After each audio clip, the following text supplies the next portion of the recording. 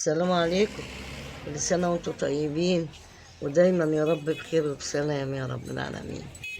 انا حفيد اللي انتوا شفتوه معايا ده قال لي يا تيتا انا نفسي ايه في الحمام، عايز حمام وكده اهوت عشان ايه، هو بيحب الطيور وكده.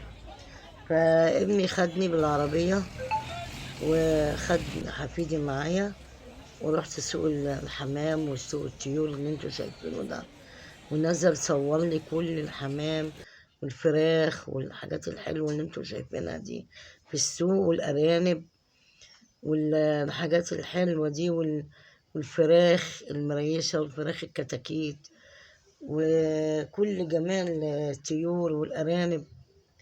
كل اللي انتوا شايفينه ده هوت نزل صورهولي، عشان طبعا انا مش هنقدر نمشي ده كله في السوق لان السوق زحمة اوي. نزل واشترينا لحفيدي حمام ابيض كده جميل وحلو.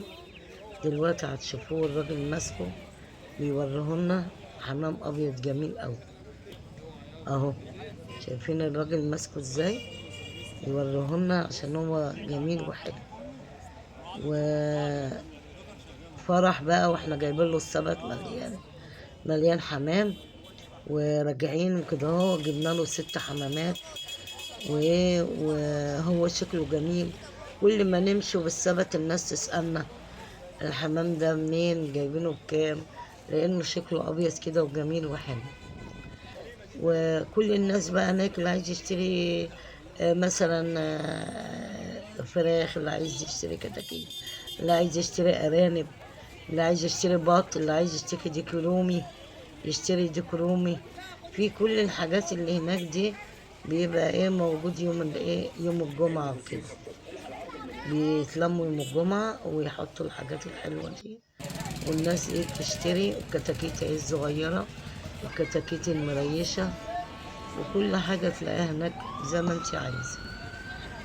ورحنا بقى واتفرجنا، وبيجيبوا حاجات ياما ويحطوها وطيور وحاجات، وكل يعني تشكيلة جميلة حاطينها وكل حاجة.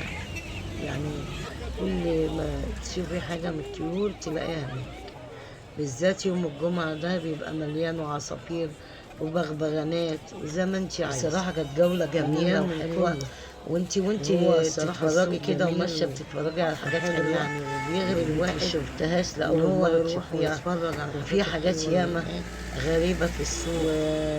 كل الناس تلاقيها يعني